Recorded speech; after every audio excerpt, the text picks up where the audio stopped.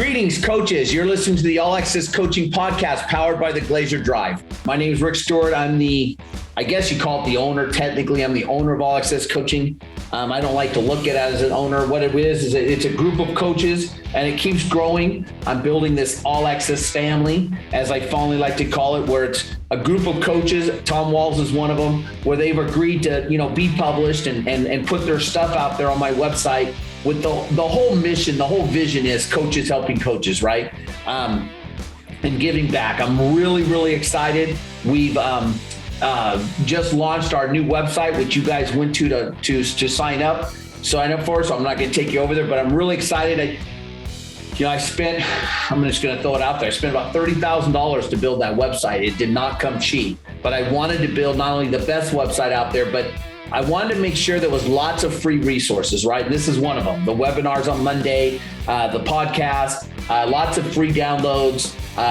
We're uploading several blog articles every day. So every day the blog number keeps growing. I know there's 2,000 blog articles in the G Suite. I've got the two girls getting it formatted for WordPress and getting them uploaded. So someday we'll have 2,000 blog articles. My web developer told me today that the forum's going to go live. We built kind of a Coach UE type of forum where guys can go in. Again, that's free. Guys can go in and ask questions. And if you get into the Roger Holmes room and you want to ask Roger Holmes questions, he'll get notified. He can log in. If you want to ask me questions, you go to the Rick Stewart forum and ask questions. Or there's just a general forum where just like-minded individuals can share, right? That's what's great about football. It's such a pay-it-forward, benevolent type of thing.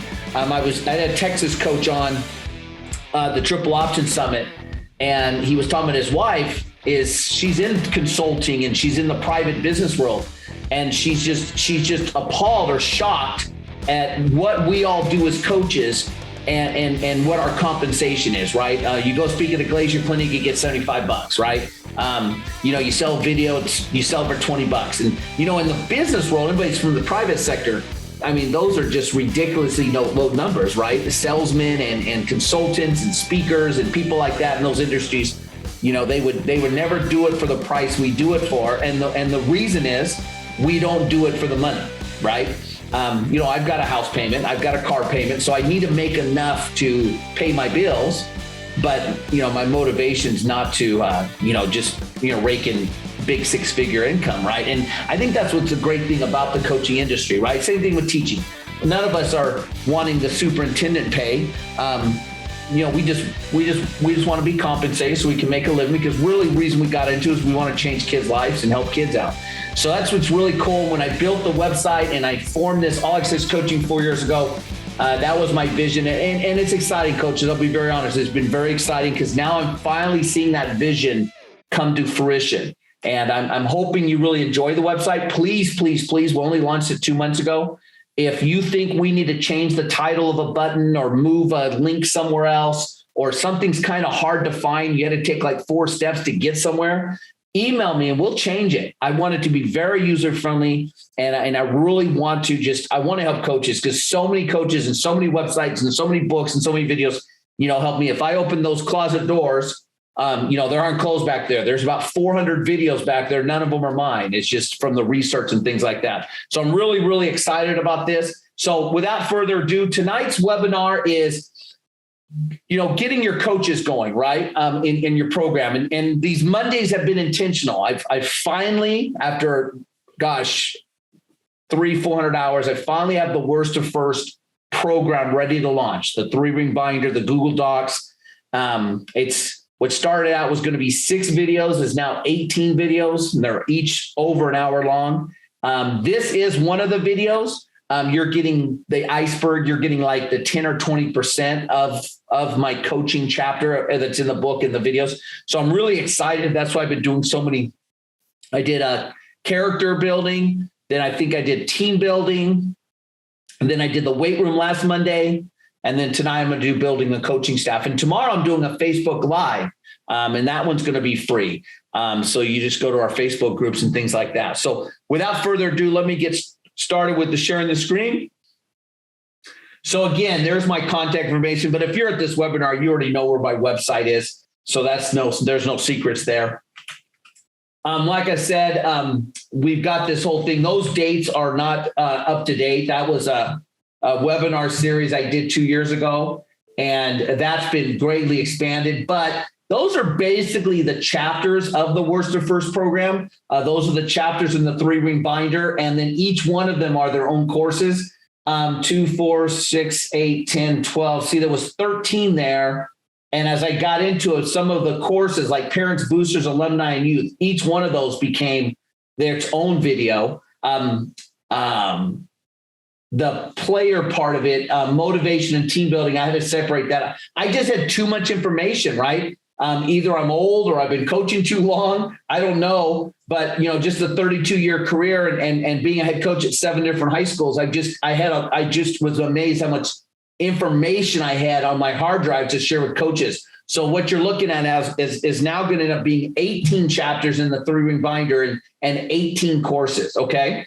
So this is, in fact, that's the page from the new book. The graphics guy, I'm really proud, happy how they came up with it. This is, managing your staff, right? Real quick about me and I please, this is not to brag. I just think I think you have to compare apples to apples, right? When honestly, when I want to know something about football, I normally don't go seek out college coaches. I'll seek out college coaches maybe for the defensive side of the ball, for offensive line play, especially if they're a gap scheme guy. But, I want to talk to high school coaches. And so, my background is I've been at the small schools, McFarland, the movie with Kevin Costner on Netflix. It's a really good movie. It's not about me at all. There's a legendary coach there that won many, many, many state championships.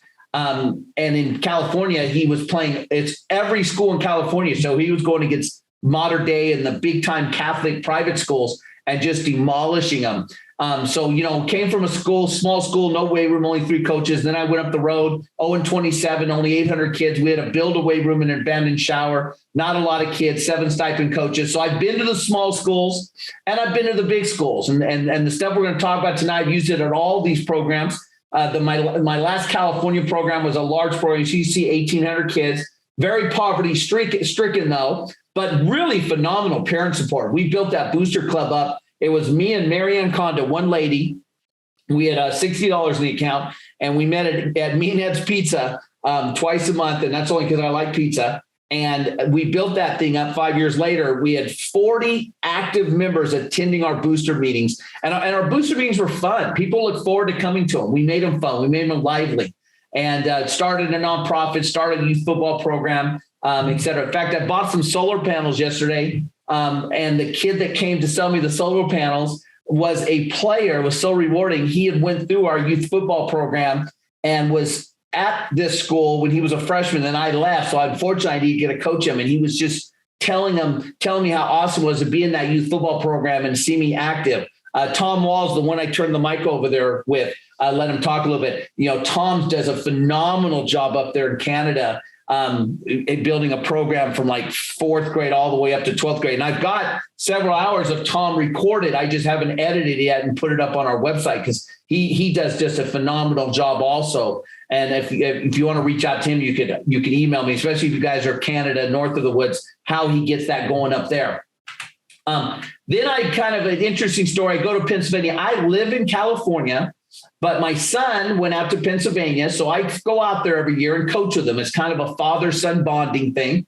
And, now I've really learned about small school football. And this program that me and my son got dragged into, you can see that, same thing. I guess I never take over winning programs, but we've had a lot of success, 32 and 10 over past 4 seasons. Our first year there, we were 9-1. And then our second year there, we went undefeated, won what they call the district championship, put in some really good offensive numbers. Lost to a team called Southern Columbia, who's won 10 consecutive state championships. And that year they beat us. They had 7 FBS players. In fact, the starting inside linebacker at Michigan State, the starting D tackle at Wisconsin, both sophomores, played against us that night. So obviously we lost.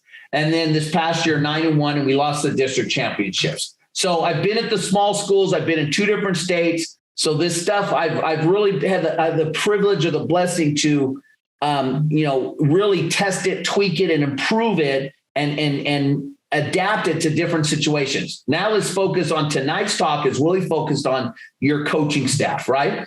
I always believe your coaching philosophy is coaches are trainers, not jockeys, right? Anyone can ride a good horse, right? If you have talent, you're going to win. And then the egotistical coaches take lots of credit, right? What we got to do is figure out how to make the average horse better. That 0-27 program, the superintendent would go to lunch with me every week. And my first lunch meeting, I just got hired. I've been on the job about 2 weeks. We go to lunch and he says, "Hey, coach, do you know what your job is? You know why we hired you?" Now I'm sweating bullets, right? I'm thinking this is a loaded question. First lunch right out of the gate. He wants to know, why did he hire me? And stupid me says, to win more games? I mean, I totally choked on the question. He goes, "Nope. Your job in high school football is to make a 165-pound guard believe that he's all league." And forget the X and O's part of that analogy.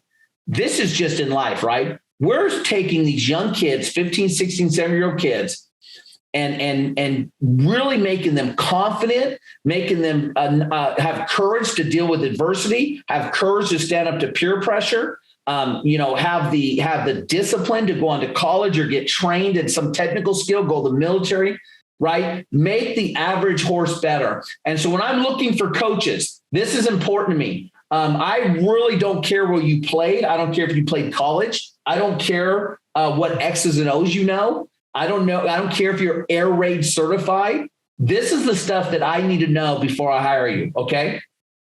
The old praise in public, criticize in private. I haven't always followed that. And I've got lots of regret in my coaching career. One of them is when I have blown up at a kid and embarrassed him in front of his teammates. And one thing's important though, you have to model. And when you do mess up as a coach, you yell at a kid or you use profanity, which I'm guilty of. It's very important that you show them what men do, right? Men apologize. Men owe it up to their mistakes. You make it very clear that only one man that's ever walked the planet has been perfect. The rest of us sin. The rest of us make mistakes. And what does a man do? Does a man white lie his way out of it? Does he make excuses, or does he know and say, "My bad, that's unacceptable, I shouldn't have done it"? And that is one thing I'm proud of. I've always been able to do. And the classic, right? The kids don't care what you know, right? That's what they can learn. So the unavoidable truth is coaches are leaders, right? You can't avoid it. A lot of kids, and you see it on the internet, my Facebook groups, they're so enamored with the gosh dang X's and O's. It makes me want to vomit. Okay. You're not going in to play chess. You don't get into this profession to be a chess master on Friday night and move your pieces around. Yes, that's an important part of the game, and it's an important part of your job description. But you have to embrace your assistant coaches all the way down to freshmen, 8th grade, 7th graders. When you interview them, when you're mentoring them, they've got to embrace that they're leaders, and they've got to, both in their professional and personal life, they've got to walk the talk. Right? They've got to walk the talk. I don't need a womanizer on my staff. I don't need a beer drinker or a gambler on my staff. I don't need a guy who's been 3-4 times divorced. I don't need a guy who's not paying his child support. Like, there's no way that I can have those guys on my staff. Okay. So focus on the player, not the playbook. Care about the kid or the jersey. You've got to really ask that question. I'm always, my assistant coaches hear me say this right here, that sentence right there. They probably hear me say that once a month, right? Hey, do you care about the jersey or do you care about the kid? Okay. And this one's tough, and you got to look in the mirror. And when you ask your assistant coaches to look in the mirror, if I pulled all your position kids, the kids that you coach, or you're the head JV coach or whatever you are, if I pulled the kids that you coach this year into a room, what would they say about you? Okay. And hey guys, I'm telling you now, there's some kids I've coached. If you called them, they would not say nice things about me because, like I said, I've made mistakes. I'm a much better coach now, but you learn from those mistakes and you get better, right? Because when you have stopped getting better, when you have stopped educating yourself and improving, get out of this industry. We have a coach on our Pennsylvania staff. He was the head coach at that school years and years ago, won a ton of championships.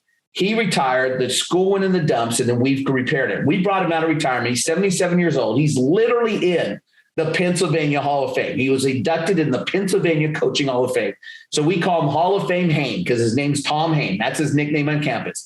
And it's really neat when he's out there coaching because the kids he's coaching are the grandkids and sons of all the parents that he's coaching. The dads come out and they revel the guy. He walks on water, right? And the dads love coming out to practice and catching up with their ball coach. And two of the coaches on our staff played for this guy, Hall of Fame Hain. He's 77 years old, and he gave a speech to the boys and said that exact same thing. He goes, I'm 77 years old. I've won, over 250 games. I'm in the Hall of Fame, and I'm still learning. And in fact, he threw me quite a little compliment. He goes, I'm learning from Coach Stewart. He brought these ideals in from California. I've never been exposed to how they do things in California. And I've learned from Coach Stewart. And that was very humbling, but it was also very powerful in that here he is, 77 years old, in the Hall of Fame, and he is still taking notes and learning. He's been to 2 Glazier clinics. He went to the National ENT clinic with me, and he's going out to our Columbus, Ohio clinic because he just still wants to learn at 77 years old. That's very, very important. It's what you need to look for in your assistant coaches. And it's what you have to make very clear to your assistant coaches that we're always in a learning mode, right? We're always in a learning mode.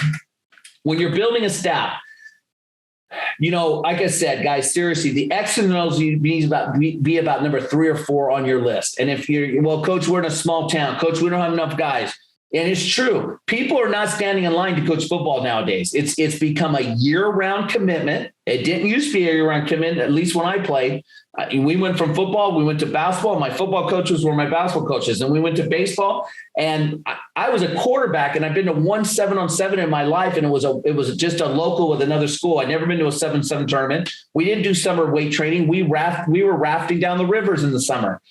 Football now is year-round with the fundraising and the spring weight room and the clinics and then the summer and the 7-on-7 and the weight room. So you don't have a lot of people out there, and people don't have the time now because statistics show that we work more hours now than we did 20 or 30 years ago to make a living.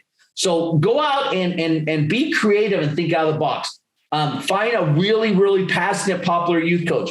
I love getting youth pastors, and whether they played football or not, they are trained in motivation and child psychology, right? Like I said, we brought out that Hall of Fame coach. Don't be afraid to look at past coaches. And if you give them a very, what do you call it? A very easy job description. Like we don't ask Tom Hain to a lot. He's 77 years old, and he was the head coach of that school for 30 years. So we just kind of take what we get from him. And when he can make it out there and what his energy can do. Find the most popular teacher on campus, right? I think you can sit down and teach somebody how to coach wide receivers. I think you can teach somebody how to do tackling drills. The drills are easy to teach if they're willing to learn. But if you get a really good teacher on campus, a popular, dynamic, go to that teacher and say, hey, look, can I get you every Tuesday? And they don't have to commit. I've had lots of great coaches that they came out on Tuesdays, Wednesdays, and Fridays. And I didn't even see them in the summer. And I was okay because if they were popular and the kids liked them, I would take a great person, a great human being, part-time versus a great X's and O's guy who's an asshole full-time. Okay. So think about that. Past players, right? The guy on the webinar, Tom Walls, does a great job of that, bringing guys in the past, and now that I've been in Pennsylvania for 4 years, that's starting to happen now. We've got 2 players that we coached in 2018 joining our staff coming up this season. Okay. What if you don't have enough stipends, right? Well, bling them, right? Make sure they don't pay to go anywhere. Give them lots of polos and hats and jackets, and just back off on their job descriptions, right? If they're coming out and you can't give them a stipend, or vice versa, you have a stipend, but they can't commit to you full time. Whether you just say, okay, tell you what, since you're a non-stipend coach, this is all I'm going to ask you to do. And I'm not going to get really crazy in making you give up Saturdays and giving up summers. And if you're not getting paid, right? Now, a stipend coach, that's different. A stipend coach needs to do all the stuff that a coach needs to do. So, adjust their job load, right? Think out of the box. Like I said, I'll take a good coach part-time. Do you love the jersey? I've already said this. What would past kids say about you? There's no substitute for time. You have to earn trust. You can't just walk out there on day one and all the new coaches you hired and think you're going to have, especially today's day and age, right? that we've really, social media has really gotten kids to be inquisitive and ask questions, and they want to know why behind the things. I don't know if that's a bad thing. Never give up. I always talk about batting 300. If I gave you 10 really bad kids, the worst kids on your campus, pot smoking, 1.0 GPA, bad kids. If I gave you 10 of them and you got 3 of them to come out for football, I think that's successful. That's about my average. I'm talking about visiting their home. I've knocked on their doors. I've had one-on-ones with their mom. I've called the kid in like 10 times. I have one-on-ones with him. I've done action plans. I've gone into his life and mentored him. I went and bought him a burger, bought him cleats. You know what? And you're going to invest a lot of time. And then May, the kid won't make grades. July, he's going to tell you he's moving. In August, he's in juvenile hall. And you're like, man, I put a lot of time into that kid and he's not playing football. But that doesn't bother me, because if you're thinking, I put a lot of time into this kid and now he's not playing football, well, then you were only doing it for the jersey.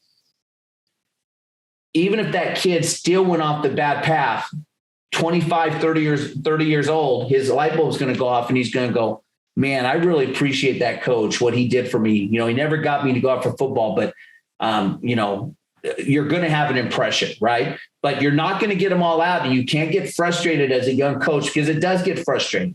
And I used to be that coach. I got, man, what's the deal? Why can't I get any of these kids to come out? I did everything I'm supposed to do, and they're still not coming out. Look at the kid, still ineligible. He's still locked up. He's still smoking weed.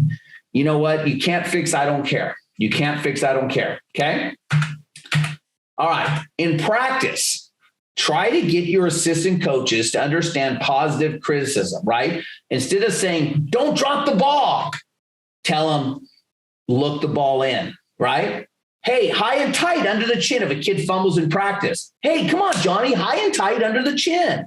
Don't say, God dang it, Johnny, quit fumbling, right? That positive criticism, you can get your assistant coaches and get a lot of positive talk in your practices, okay? Attack the hips. If the kid's too high and the running back just trucks him over, right? Attack the hips. Instead of saying, God dang it, you're too high, get lower, right? Don't be negative, be positive. And so I'll sit down with new coaches and go over these buzzwords. And randomly, when I have time, I don't have time every practice, I will just really focus on one coach. And sometimes I have my water girls at practice, and I'll say, listen, I want you with your iPhone. Can you record everything that Coach Walls says today? Or, hey, can you write down all of his words? Or I'll try to do it, right? I've got my little practice schedule. I'll listen to him say something. Something happened. His wide receiver dropped the ball, and I'll write down what his response is. And then I'll say, hey, Coach Walls, let's you and I go have a beer. Hey, last couple of days, I've been writing down your responses. I want to go over them. And then talk to them about, and then they're always appalled. They're like, wow, Coach, am I that bad? Well, it's not a question of bad. We got to refine some things. We got to change your thinking. You're probably coaching those kids the way you were coached. That's usually what happens is the coach always reverts back to the way they were coached. Well, us older guys like myself that played in the 70s, 80s, early 90s, the coaches yelled at us, and that was okay, because we were raised in a generation that the teacher, the coach, and the cops were always right. We never, ever questioned it. And if we did question it and your mom called the teacher, and the teacher or the cop or the coach just bold-faced lied, your mom still believed the position of authority and still grounded you. Remember those days? And America's missing those days, right? So that's not true now, though. So you've got to really get your kids to get your assistant coaches to be, basic positive affirmations. The new coach you bring in, okay, like I just said, write down everything he said, meet with that coach, go over all those negatives. So I hope you guys can see that. I probably should have made that a little bit bigger. So when I bring a new coach in, right, and they reach out to me or I reach out to them, I email them this and say, hey, can you take a look at this and bring this with you to our meeting? I usually try not to interview them in a formal place like my office or at the school. I always try to go somewhere that's a little bit more relaxing. We can have a beer or have a bite to eat, and it's a little bit of a relaxing atmosphere. And then we'll quickly, we'll go through that. It's really nice if I can send them this in advance, and then they send it to me in advance of the meeting, because I can skip some of the beginning stuff, like the background and the coaching experience. But I always ask when I first take over and I'm interviewing the coaches that I inherit, why has this program been so bad, right? Why was I hired? right? And they've got to be able to tell me this confidentially, which they will, at the Buffalo Wild Wings, but they won't probably be as free to talk to you on campus and tell you forthright, like, no, this is why we went 0-10. This is why the other coach got fired. This is why you're in. Okay. Why do you coach football? Okay.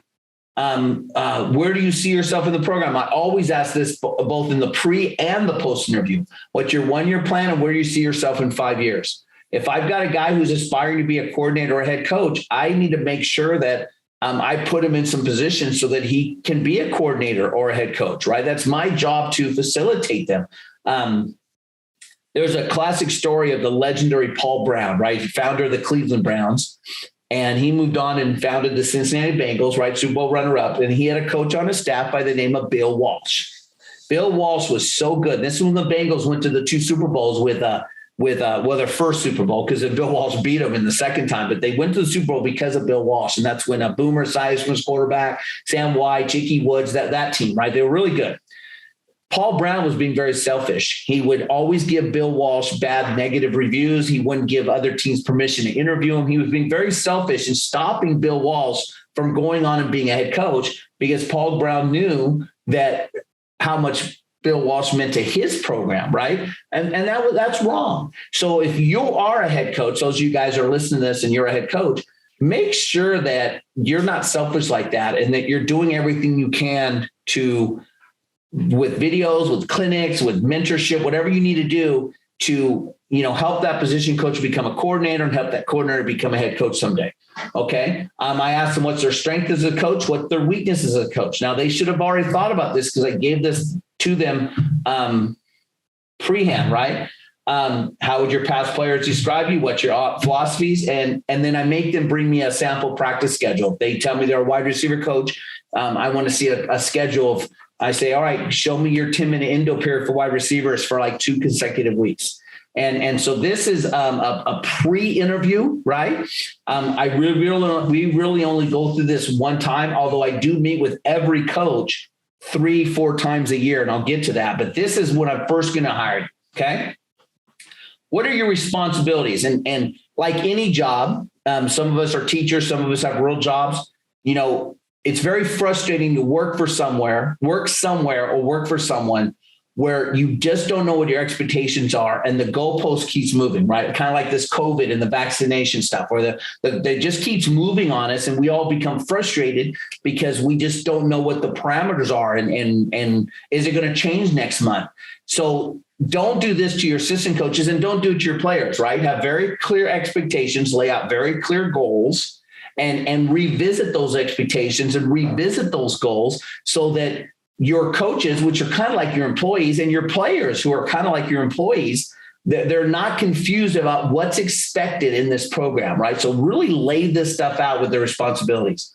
If you are a full stipend coach, if I'm paying you to coach, you need to participate in the fundraisers. You need to participate in the fundraisers, and I may put you in charge of a fundraiser. I try to avoid that. There's 3 things that will chase coaches out of this profession, right? Parents, referees, and fundraising, right? So as a head coach, I try to buffer those things from my assistants, right? Referees, parents, and fundraising. I try to have all that get funded with me as a head coach so that I don't lose assistant coaches. I don't want assistant coaches dealing with parents. In fact, I tell them, make me the bad guy. If a parent approaches you, you say, listen, I'm going to get fired. I'm not supposed to talk to you. You have to go talk to the head coach. And I just buffer it and say, listen, the coaches, don't talk to those parents. You're done. Don't even just send them my way. Let me take care of it. When we do a youth camp, right? Any successful programs doing some sort of youth camp where you're charging the kids like $5 or $1 and give them all a t-shirt and they all come out and you do 2 or 3 hours of drills. If you're not doing that, you need to. My full stipend coaches need to be at that youth camp and participate. My position coaches, my stipend coaches need to text message their position group once a week during the off season. I'm not going to talk about it now. I talked about it a couple of webinars ago. You guys should go look at my team building one on my STP group, student tree program, how we form our players into groups. And then there's an assistant coach in charge of each group. They've got to be active with that group. So look at that. 4 times a month, they're texting their position group or Snapchat or whatever they're going to do, right? And then they should be going to their STP group twice a month. So 6 times a month, they should be reaching out to our football players in the off season. December, I've already hired you. So I already talked to you about the interview. Now you've been hired. Every December, I wrap it up with a one-on-one meeting. Okay. And this is where I'm listening. There's some questions that I go through, but it's kind of like what went bad. If you were head coach, what would you change? What was good and bad this season? Where do you see yourself? Okay. And I'm just listening. Guys, you just got to just shut up and listen, which my wife just walked in from work, and she'll tell you that Rick Stewart's the worst listener on the planet, right? You've got to listen, right? That's what's the saying? God gave you 2 ears and only 1 mouth, because you've got to listen. Okay. In December, I'm just listening and taking notes. And the sooner I can wrap this meeting up, the better.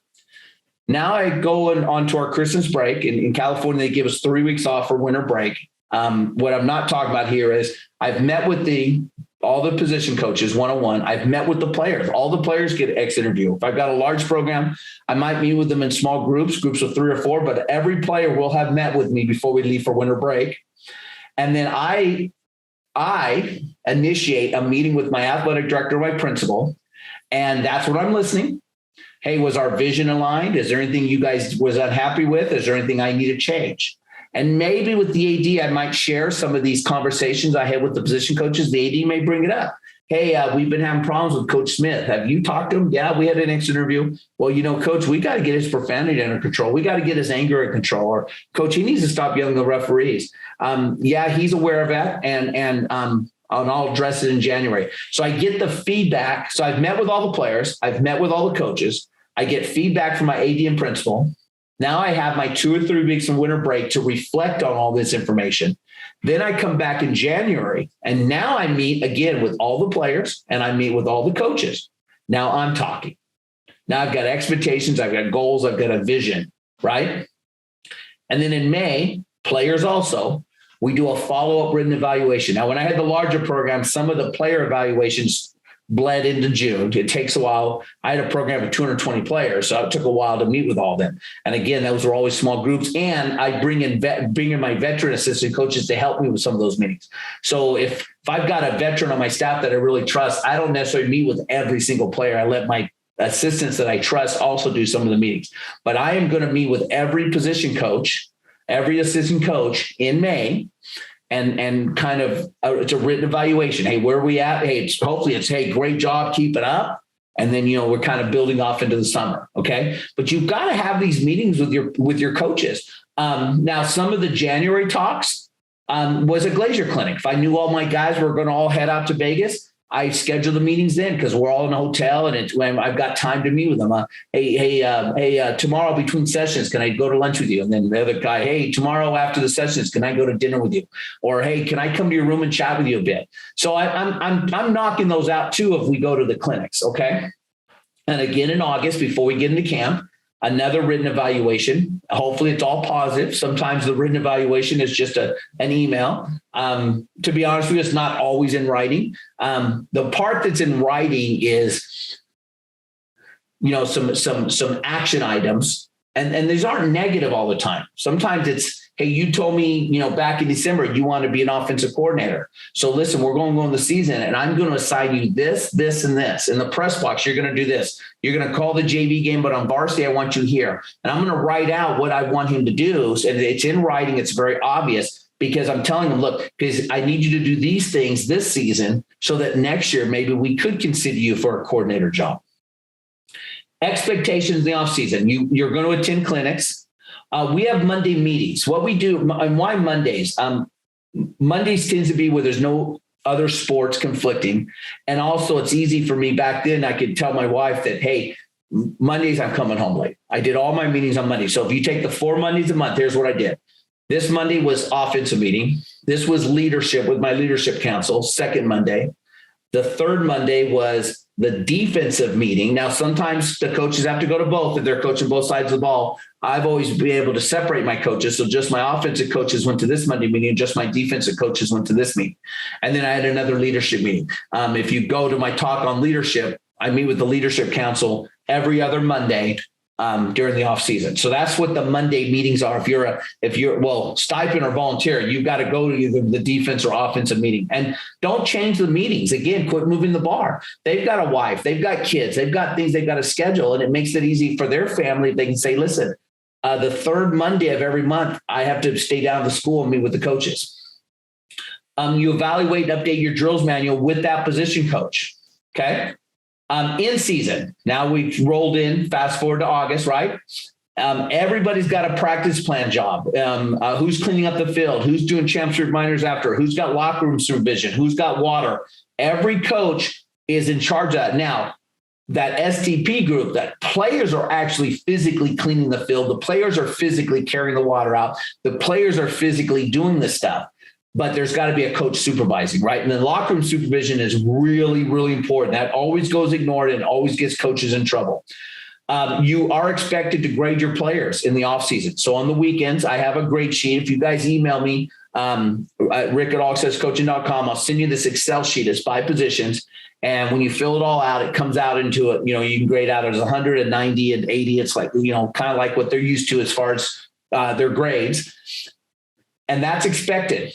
And it has to be posted every Monday. So your position group, if you're my D-line coach, there should be a grade every Monday with all of the D linemen with their grade of what they did Friday night.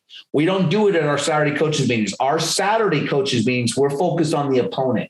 We don't watch our film as a group, as a coach's staff.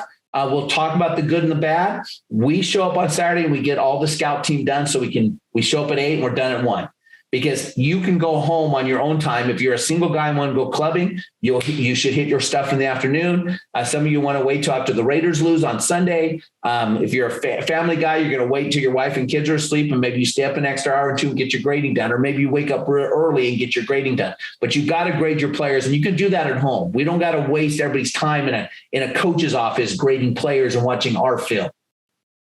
Rotate the championship reminders. Championship reminders are when kids stay after practice and do bear crawls and up downs or whatever because they didn't behave like a champion, right? They get unsportsmanlike conduct penalty. They're late to practice. They missed a practice. You got a bad report from a teacher. And so you're reminding them how champions behave, and rotate that because you don't want to stick one coach with. Now, I had a coach one time. He was just always late. Wasn't his fault. He talked to me, coach, I can't get off work, blah, blah. So we adjusted our schedule. We only made him coach defense. So that year we always started offense first, and he got there and he did his defense, but he was only giving us 1 hour a day, and he couldn't do any of the pre-practice stuff, setting up and whatnot. So one of his deals was, he goes, coach, since I'm late every day and I can only give 1 hour, I'll stay after practice Monday, Tuesday, Wednesday. He stayed at all year. He did the championship reminders, but I try to rotate that. Like I said, everybody has a post-practice job. Okay. Now the season's over. You've wrapped up, right? You've got knocked out of the playoffs, hopefully. And everybody's got to help with equipment, right? You've got to count all those thigh pads and laundry and helmet checks and the stuff with holes in it, you throw it away, and how many new things. So, right, you get all the coaches show up, and it's kind of a fun thing. And I always make sure that afterwards I take them out to lunch with some maybe some roast beef sandwiches and some beers or some wings and stuff. But we're all going to show up, and we're going to find a day where we all show up and launder and get that equipment folded. And the sooner the better. Don't let that drag on. Okay. The awards banquet, right? You need to be at the awards banquet. That's just unacceptable. We're going to set a date that you all can make it. And unless something really tragic in life happens, I don't want no text message or emails that you're going to miss the awards banquet because you have to change the batteries in your remote control. Player evaluations. This is postseason. So you've posted your player evaluation every Monday, but I want every kid to get a nice little written, hopefully it's an attaboy. If it's an underclassman with a couple of things, hey, I would like you to see in the offseason, prove this. They should get a written little thank you card type of deal with a couple of action items. If they're a senior, hey, man, you're awesome. Good luck in life. Here's a letter of recommendation. The position coach needs to put something in writing for every position player at the end of the season. Again, if they're a senior, I would hope that each one of my position coaches would write them all letters of recommendations, right? Because they're seniors and they're going to be going off and doing things and need those letters. Summer, right? We rotate the summer weight room. Not all my coaches. I don't need 9 coaches showing up to the weight room. We lift Tuesday, Wednesday, Thursdays. We lift 3 days a week in the summer. So if I had 9 coaches, I would rotate. I'd say, all right, you 3 have Tuesday, you three have Wednesday, you three have Thursdays. I don't even show up to all the weight rooms, right? We rotate it. 7-on-7s, you need to show up. Offensive line does mini camps. The quarterback coach has to do mini camps. Practice, student manager. Okay, now I was kind of dealing with actual coaches, adult coaches that have positions. What if you can bring on a student manager, right? Maybe a young kid who just graduated, maybe a female who just wants to be around the game. I'm thinking of the series, that Friday Night Lights series, where a coach, I know his real name in real life is Kyle. God dang it. Clear Hearts, Clear Minds, whatever. God dang, that was my favorite show. I can't remember his name. Remember he switched schools to the school. They were all in red. And he had that African-American girl that wanted to be part of the program. And she ended up starting dating the star quarterback, but he brought her in as a student manager, right? So try to get somebody that can be your student manager and make sure this is really clearly spelled out. Sometimes I've got many student managers. What was very popular for me, because I taught biology all day and was just sophomores, I had a good relationship with all my sophomore students. So I was able to recruit 6-7 girls. They were usually girls because they wanted the boys' phone numbers. They were hoping to get asked to the prom. And we would rotate it. I say, all right, you two girls have Monday, you two girls have Tuesday, you two girls have Wednesday. I didn't need them on Thursdays. And this is the stuff they took care of. And I'd give them the horn in the practice schedule. Say, hey, every 10 minutes, blow this horn, keep us on schedule. Setting up your end zone camera in practice, right? Somebody needs to be in charge of this, okay? It's a lot better if you can get some sort of student manager, maybe a dad that just wants to hang out, maybe an ex-player who's first year removed, and I don't know, maybe you give them $25 a week, a little money for college, a little gas money, you can be part of the program. Who's going to take care of your sidelines, your stats and your iPads and getting those all charged up, right? So you got to think this through, who's going to do this.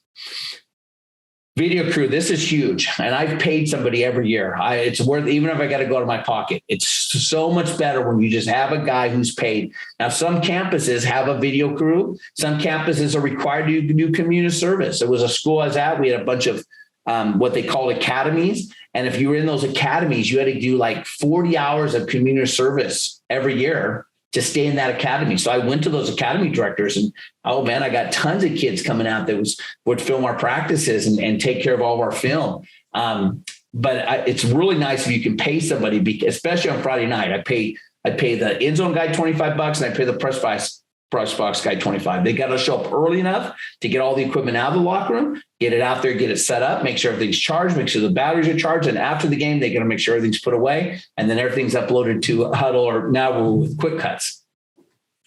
So this is really important to think this through. Try not to give this to an assistant coach. I have had to give this to assistant coaches, usually my first year, and I haven't built enough relationships to find student managers, or I don't have any ex-players who do video. Unfortunately, I've got to find a coach and say, listen, you're going to do the video, make sure this is all taken care of. But maybe you don't have any championship reminders. You don't ever have to have practice during the season, do championship reminders, because you're going to take care of this for us. Okay. So think about that. Your evaluations of your program. Okay. You need to look at this and say, where am I at in all of these areas? Okay. How can my program improve in all these areas? Okay. And then you've got your program, right? How can we improve in these areas? And when I'm evaluating my coaches, right, not so much on the right side, but we're definitely going to the left side in our evaluations, right? You have to self-evaluate yourself, whether you're a head coach or aspiring to be a head coach. Do this as a coordinator. Do this as a position coach. Okay. What do you need to work on? And be very honest and brutal with yourself. And hopefully if you've got a good head coach is on the ball, he's going to have told you this in your post-evaluation meetings, what you need to work on. Okay. How can the head coach help you? If you are the head coach, right?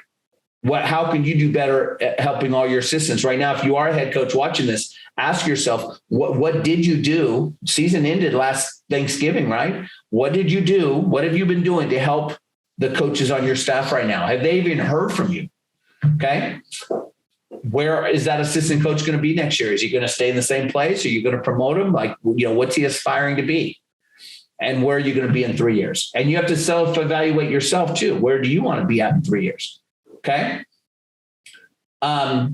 So you really have to go through. These are some things that it starts with self-evaluation. If you study any sort of self-help, all the famous gurus out there that talk about, leadership, John Maxwell, those kind of guys, they always say that it has to start with the leader, right? You can't go lead other people if you can't even lead yourself. So you have to start here and self-evaluate yourself before you start preaching this to your assistant coaches. Coaches meeting, I told you guys. So December, right? These are some real detailed things that I'm going to do in our December meetings. It's a one-on-one meeting, right? Discuss unique answers, discuss answers in self-evaluation, discuss things that the head coach wants to make, right? Follow up, set up the dates for the follow-ups, give these people plenty of advantage, okay? I've talked about our Monday meetings. I told you that twice a month we have leadership meetings. And then our defensive staff will pick one Monday. And then it doesn't have to be Monday. What I'm saying is pick a night and it doesn't change. Okay. Your assistants and their wives will really appreciate that. Let's talk about coach's wife, right? Happy wife, happy life. We kind of stumbled upon this by accident. What happened was we had a no profanity rule, which I was always breaking, and the coaches were ribbing about it. So I said, the players were, coach, when we cuss, we have to do up downs, but you guys cuss all the time. So we had a swear jar. Okay. We would put the swear jar in practice. It was very visible. And basically, if you cussed, you had to go put money in the swear jar. Now, sometimes the coaches didn't have cash and there was a little bit of joking and the players would roast us, but we made sure that when that coach did get money after practice, he went out to his car and got a couple of bucks out of his ashtray, or the next day he brought cash. I made him put it in the swear jar in front of the team. The team had to know, hey, Coach Stewart cussed yesterday and he's putting $5 in. Okay. Well, this swear jar started building. Unfortunately, I guess I shouldn't laugh. And we had a couple, we had a couple $100 in there. So what would we do with it? Well, we're like, well, hey, let's take all the wives out to a really nice dinner.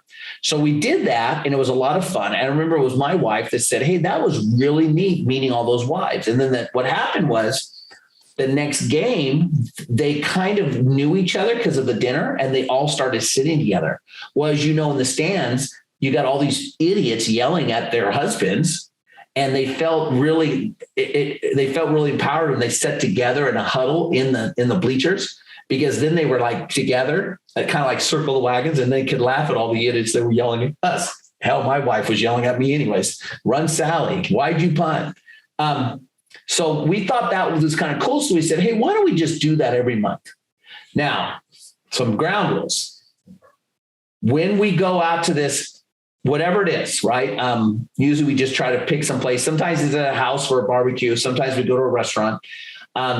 You cannot talk football. Well, you can't talk high school football. You can go to this dinner and talk about an NFL game or a college game that happened that day. But if you show up and say, hey, Coach Jones, did you see that film today? You see how they're defending trips?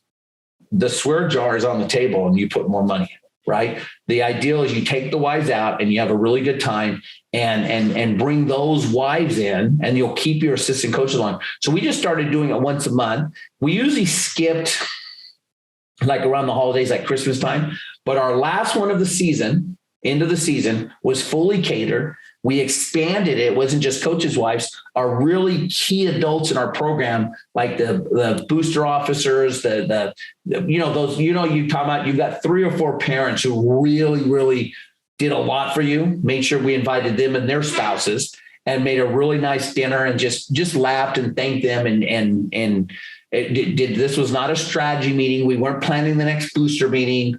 This was just fun and make sure you schedule some games, right? The newlywed game, charades, Pictionary, do some stuff fun to kind of break the ice. Otherwise, you're just all going to be kind of standing there kind of awkwardly. And if you got one that really doesn't know the group, they're just kind of standing there and they're not going to know anybody. So make sure you have some cool icebreakers, right? Coach your coaches. I already talked about new position coach. Oh, when I first take over a program, the first thing I do, as soon as I can, whatever my state rules are, I just hired you as a D-line coach. I'm going to tell all the D linemen, hey, be out here on this day at 3 p.m. and we're going to go an hour and a half of D-line drills. That D-line coach that I've now hired or inherited if I'm taking over a new program, he's there and he watches me go through all of my drills. He hears all my buzzwords, all my techniques. And if it's a veteran coach, I usually have to do that once. And then we have a meeting. As coach, I really like what you did. And I've got a couple of things. Okay, let's talk. And I add some things from him. And then he takes what he saw, what my expectations of that position is. And we come up with our drill manual and our buzzwords and everything. If it's a new coach, I might do that a couple of times with his position until he feels very confident in the way I want it done and what drills I want to do. Don't just have a meeting and then say at the first practice, say, hey, good luck, take your wide receivers. He's trying to take something off a whiteboard in a video. And now, especially if he's a new coach. So what I'm telling you is if you take it over a new program, nobody says your whole team has a practice together. That first week that your state lets you have them, like usually it's in California, it's spring ball in May. Hey, I need all the offensive linemen on Monday. I need all the backs on Tuesdays. I need quarterbacks, receivers on Wednesdays. I need inside linebackers on Thursday. Does that set our team behind a little bit? Yeah, it does. It'd be nice if I could have team practices for 10 consecutive days. But it's more important that I spend that time with those assistant coaches. Or maybe I go linebackers, D-line, linebackers for the first hour, D-line the second hour. And then it goes a little faster if I can stagger it. Your state rules usually talk about how many hours your kids can be on the field. Go on a Saturday. Now, you as head coach, you can be exhausted. Go all day. O-line for 2 hours. Running backs for 2 hours. Quarterbacks, receivers, take a lunch. Linebackers. Well, as long as I've met the state rule about how many hours the players on the field, now those position coaches see the way I want it done. I've already talked about this. Bring players in position. Yep. Okay. Okay. You have to be careful in practice not to show up your coaches, right? They're adults.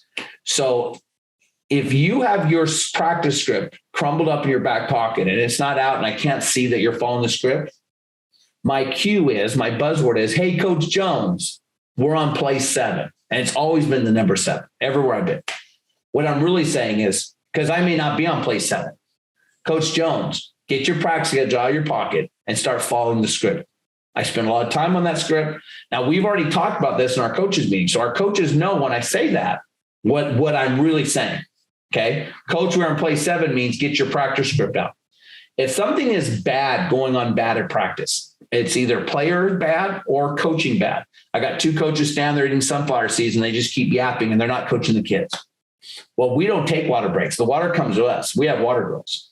So when I say, hey, guys, go get water, usually the kids are like, what, coach? We don't get guys. Go get water right now. Leave.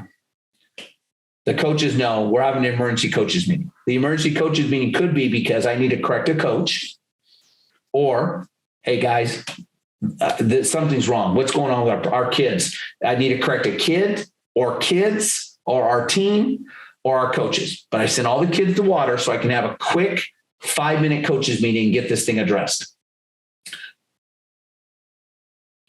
Automatic discipline.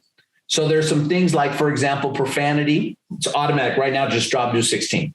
You drop a ball. If the ball touches the ground for any reason, drop into 16. Jump off sides, automatic 16.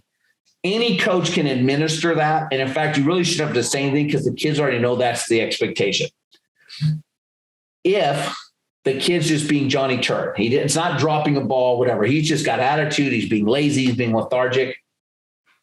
Hey, Johnny Turd, go see Coach Stewart. If a kid comes to me and I go, what do you want? Because I'm coaching my position. What do you want? Coach Smith sent me. Well, I know that if Coach Smith sent you, you did something bad and we need to talk.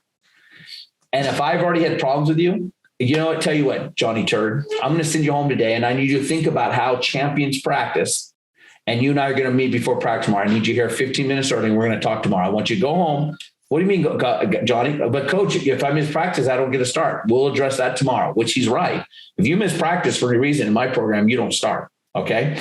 So sometimes I just send Johnny Turd home. And not only does Johnny Turd get the message of going home early, but all the kids in our program are like, hey, this coach ain't messing around. Okay. But I am going to handle all that. And y'all know why? To be consistent. You have some coaches that are a lot stricter on discipline than other coaches. So if you let the coaches handle all their discipline, other than the automatic up downs, you're going to get a lot of inconsistency, especially with your JV and varsity program. So all of it comes to me. That way I know I'm being consistent of who I send home, who I bench, who stays after practice, how many up downs, how many bear crawls. It's all consistent because I'm the judge and jury. I already talked about the assistant coaches are forbidden to talk to parents, and I will not meet with a parent without the player and hopefully the position coach present. The position coach isn't always present. So when parent emails me or does something and complain about playing time, hey, I would love to meet with you.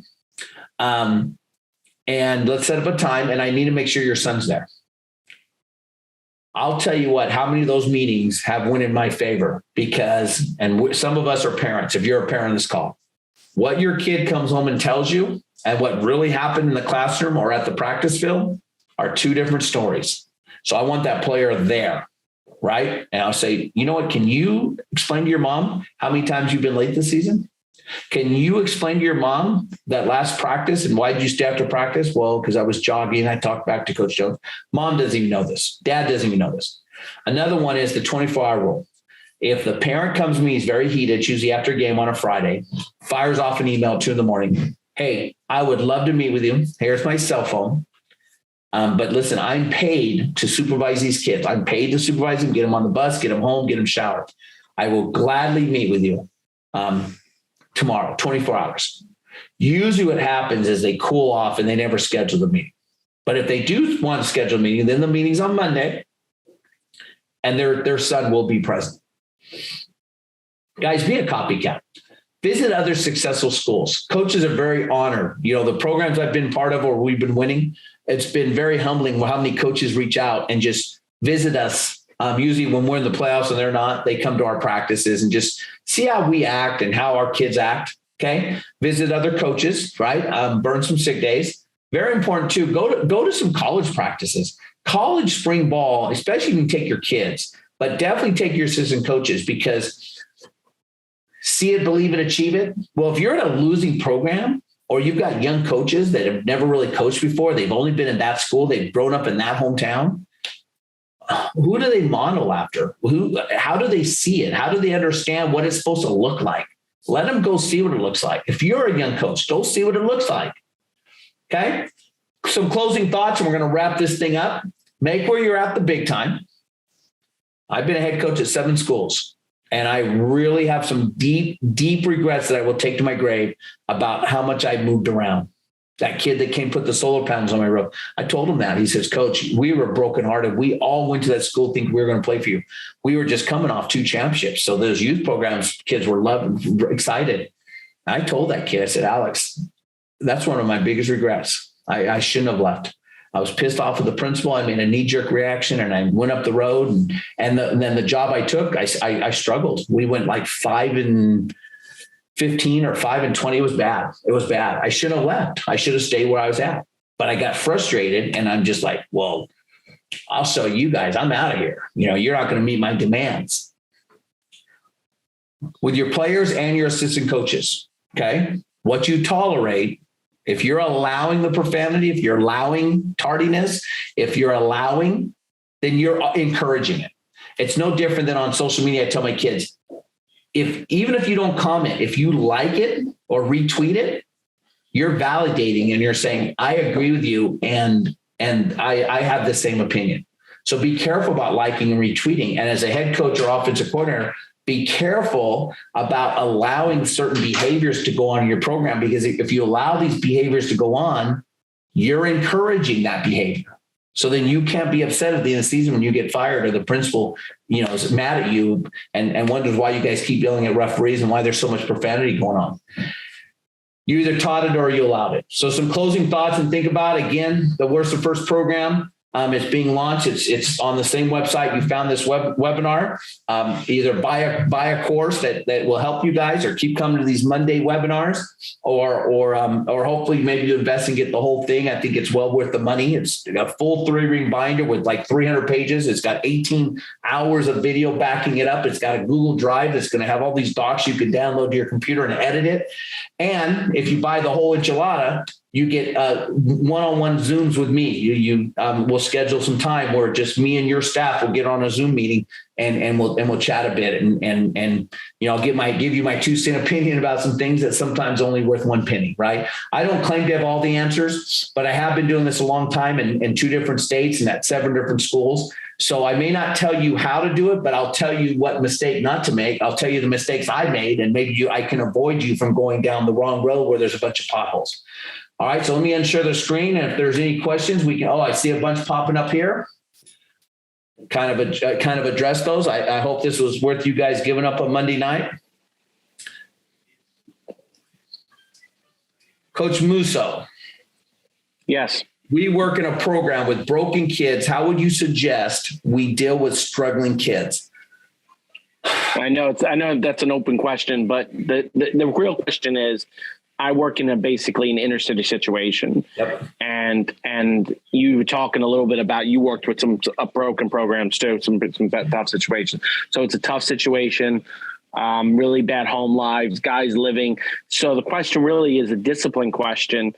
Yes, you want to be disciplined, but you don't want to discipline everything, because you're dealing with, if I disciplined everything, that's all I would do. You know what I mean? But when you first go in, there's a very fine line of recruitment and retention. And it's different at every school. I wish I could say, guys, follow this sheet at every school, and these are your, right. It doesn't work. And that real successful program I told you I mistakenly left, the kid with the solar panels, I went to an inner city school. It's at Fresno High School, 1.5 million people. Every year they're neck and neck with Chicago as most homicides. They're always averaging 2 or 3 homicides a day. Every single kid on my team, one of my job descriptions was 2 things that blew my mind.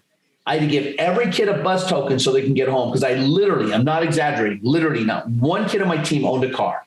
And number 2, there was 2 bus stations that our kids set out to catch the buses, because they all took the city bus home. That blew my mind, right? I grew up in a small town where if you didn't have a car, you walked. These kids ride city buses.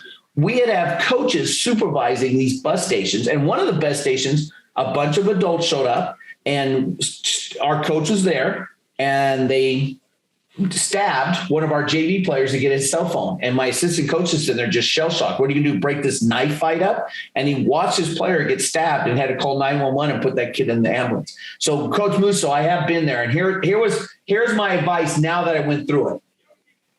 Find as many coaches that are alumni of that school or alumni of that environment, those streets, they grew up in those streets. You need some local guys who have kind of lived it, right? And walked in those shoes. And that was really important. And one of my good friends, John Wren, he's passed away, rest in peace. He always told me, Coach, different dog, different leash. You don't put the same leash on a Chihuahua that you put on a Great Dane. Right. That's why they pay you to be the head coach. So there's no answer here. I think that the reason you're the head coach is that every situation you're going to deal with it. And I think as long as you're consistent and fair, I think the kids will accept it. Right. Okay. It's when the kids have great bullshit detectors. And when they can see that you're favoring, well, this kid's my star player and we really need him. The kids will know that, right? But the kids know even more than you about the kid's background.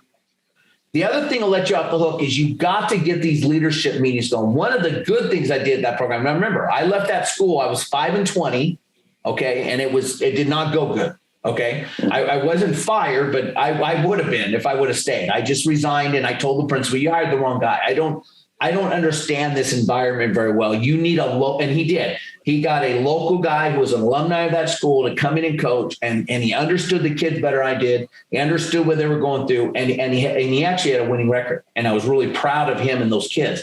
So, but let me back up.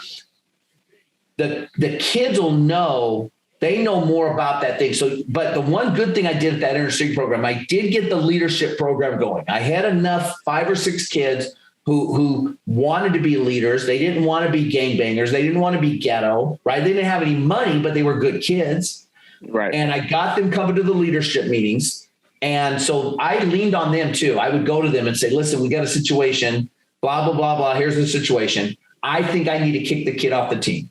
And if they were like unanimous, coach, no, don't kick him off the team. Coach, what if we do this? I would take their advice because they were my Pied Pipers. When we would leave that meeting, they would go and kind of get the other rest of the team to support this decision, whether it was we were going to bench the kid or we were just deciding, hey, look, the kid has a bad life. He made a bad choice. He's just going to stay after for a couple practices and do some bear crawls. Right. And now I had the player buy-in, especially if you're new and you are not from that school. You need some local coaches who grew up in that environment, and you really need to lean on your leadership council to back you on certain, because you do need some accountability, right? You can't just let the inner city program just go crazy. Then you're like some of these TV shows. What's that? Last Chance U, right? Those would be my two advices as far as accountability and expectations. I will tell you this, and this was a coaching talk, so I didn't go over it.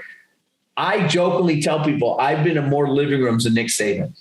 It is really, really powerful if you or an assistant coach go knock on a player's door at 6 p.m. at night and tell the mom, hey, Mrs. Smith, can I spend a couple minutes chatting with you? Sometimes they invite you in.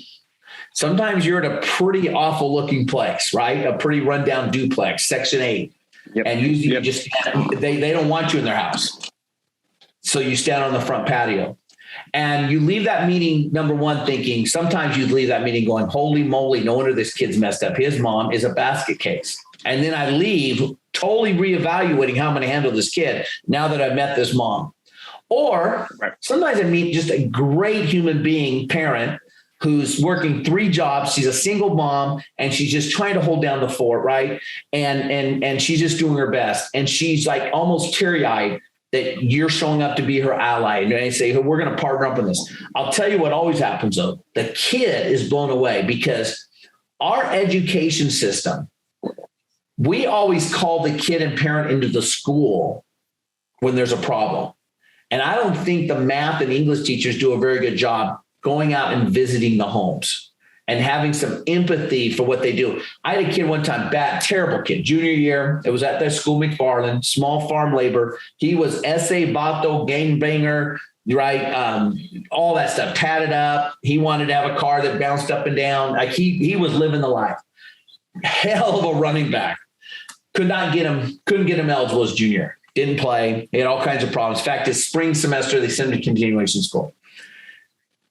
I went to his house probably 2 or 3 times. His senior year, now he didn't be valedictorian, but he really cleaned it up. He came to school every day. He got his 2.0 and ran for 1,400 yards. And he was a good kid. He didn't miss, right? He really cleaned his life up. He wasn't going on and being an officer in the military by no means, but holy moly, the improvement for him from his junior, senior. I remember after our last game, we do the senior night with the parents. You hand the mom a rose and everybody hugs, boom, boom. And we're walking back in the living room. And I said, his name's David Valdivia. I go, David, what happened? Like, dude, last year to this year, I am so proud of you. You know what he said? I mean, he even batted an eye. He goes, Coach, you kept showing up to my house. Nobody has ever showed up to my house. Coach, I've been in trouble my whole life. Not my 3rd grade teacher, not my 6th grade teacher. Nobody's ever come to my house. When you left, my mom turned to me and said, that man cares about you. It blew his mind that I took the time out of my busy schedule to show up to his house and meet with his mom. So those are probably just 3 things that pop in my mind with the inner city. I appreciate that. Thank you. Being fair and consistent, get some locals on your staff, have a leadership council, and go visit their homes, and maybe take their position coach with them. It's an eye opener. It's an eye opener. Any other questions, fellas? Thank you, Coach. I appreciate it. Okay.